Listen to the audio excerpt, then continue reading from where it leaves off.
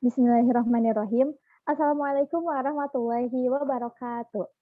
Baik teman-teman, kami di sini akan mempresentasikan mengenai alur kontak senebiotik terhadap tubuh dalam mata kuliah toksikologi lingkungan. Kami dari kelompok 3 yang beranggotakan Faizah Maulida, Melania Nur Hasanah, dan saya sendiri, Nova Nindya Tama. Next. Nah, baik teman-teman, langsung saja ya. Untuk yang pertama, jalur kontak senobiotik pada manusia. Nah, senobiotik itu berasal dari bahasa Yunani, yaitu xenos yang artinya asing dan biotik yang artinya makhluk hidup. Jadi, arti dari senobiotik yaitu zat asing yang masuk ke dalam tubuh manusia.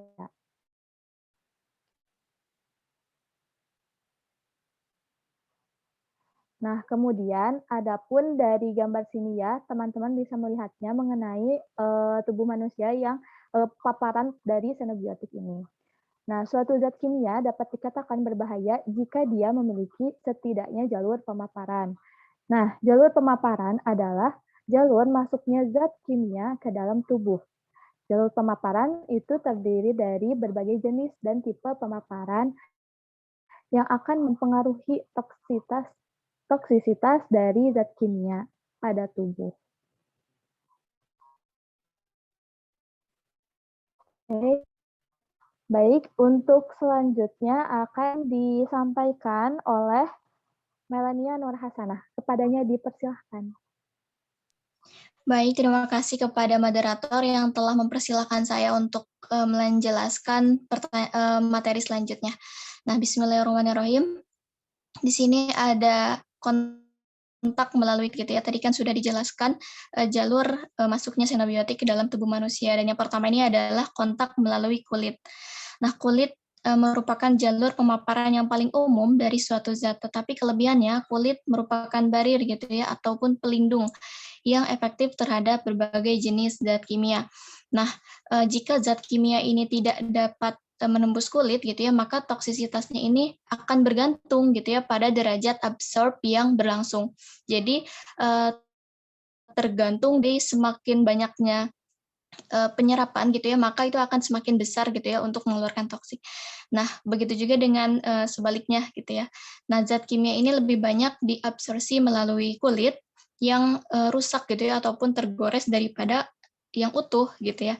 Ketika menembus kulit, zat tersebut akan memasuki aliran darah dan kemudian akan dibawa ke seluruh tubuh. Dan ini kita tahu gitu ya bahwa efeknya sangat besar gitu ya. Nah, kemudian kemampuan untuk suatu zat gitu ya untuk menembus kulit bergantung pada dapat larut atau tidaknya zat tersebut dalam lemak. Nah, zat kimia yang dapat larut dalam lemak kemungkinan untuk menembus kulitnya ini lebih besar gitu ya daripada yang dapat larut gitu dalam air.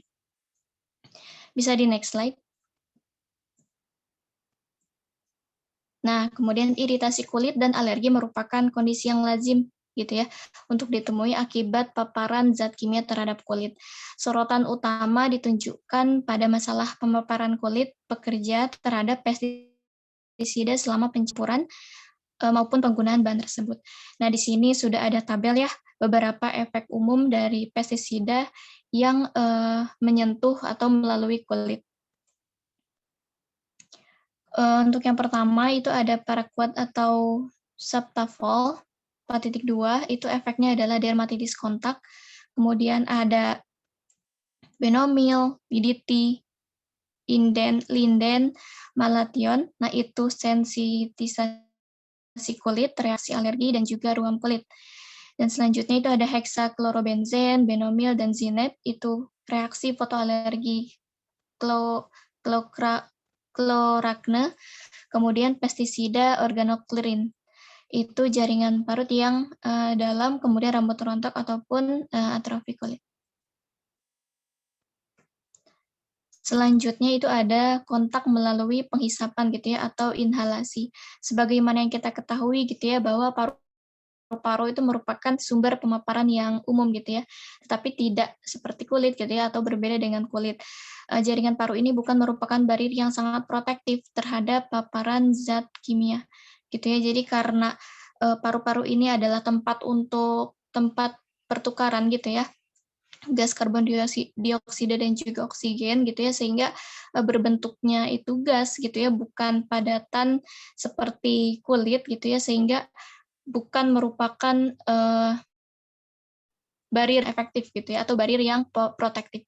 Nah, fungsi utama paru tersebut adalah tadi gitu ya, pertukaran antara oksigen dan juga karbon dioksida ke dalam darah dengan karbon dioksida dan darah ke udara. Nah, mungkin sekian yang bisa saya sampaikan. Selanjutnya saya serahkan kembali kepada moderator.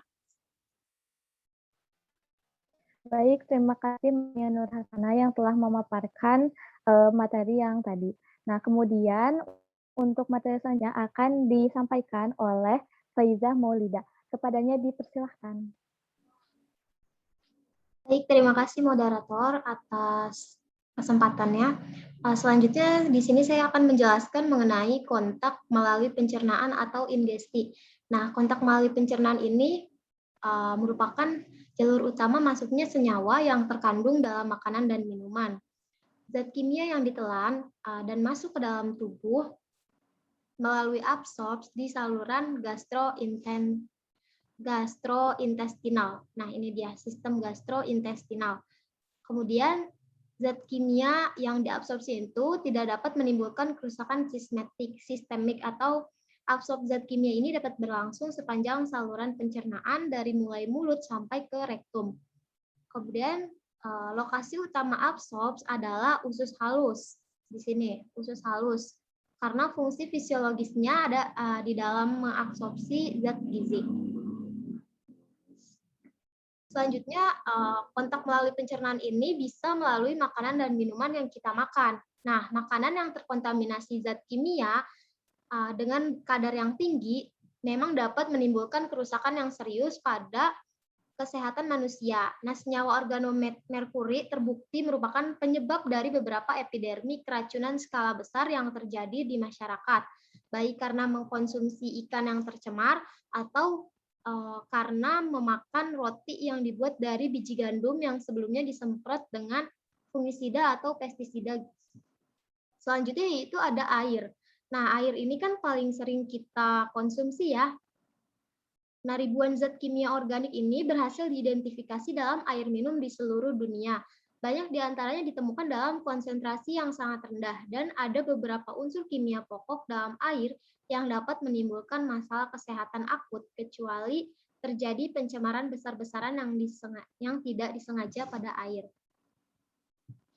Selanjutnya yaitu kontak melalui tubuh. Nah, alur yang akan diambil suatu zat kimia ketika memasuki sirkulasi darah sangat penting untuk menentukan toksisitas zat kimia tersebut. Jika kita menganggap kadar absorpsi di antara ketiga jalur pemaparan, yaitu yang tadi telah dijelaskan, ada dermal, ada inhalasi, dan ada ingesti, kita anggap sebanding, maka zat kimia yang sudah didetoksifikasi hati akan menjadi kurang toksik jika jalur masuknya ke dalam tubuh melalui ingesti atau tadi melalui pencernaan daripada melalui pemaparan inhalasi atau pernafasan dan maupun lewat kulit. Kemudian ada dua alasan. Ada dua alasan mengapa toksisitas menjadi beragam menurut jalur pemaparannya, yaitu yang pertama, bergantung pada kadar zat kimia yang diabsorpsi ke dalam tubuh. Yang kedua, bergantung pada jalur yang akan diambil ketika zat kimia memasuki sirkulasi. Nah, jalur pemaparan yang paling toksik adalah jalur yang memungkinkan terjadinya absorpsi zat dalam kadar yang paling besar. Jalur inhalasi ini merupakan jalur absorpsi yang paling besar diikuti dengan absorpsi ingesti dan dermal. Selanjutnya, yang terakhir yaitu kontak melalui campuran xenobiotik. Nah, jika manusia terpapar dua zat kimia atau lebih, zat tersebut mungkin akan saling berinteraksi sehingga mengubah toksisitasnya. Interaksi zat kimia dapat terjadi dengan berbagai cara seperti mengubah absorb, biotransformasi, atau ekskresi salah satu atau kedua toksikan yang saling berinteraksi. Kemudian, dua zat kimia atau lebih yang diberikan secara bersamaan akan menghasilkan suatu respons yang bersifat independen aditif, sinergis, ataupun antagonis. Selanjutnya saya kembalikan kepada moderator.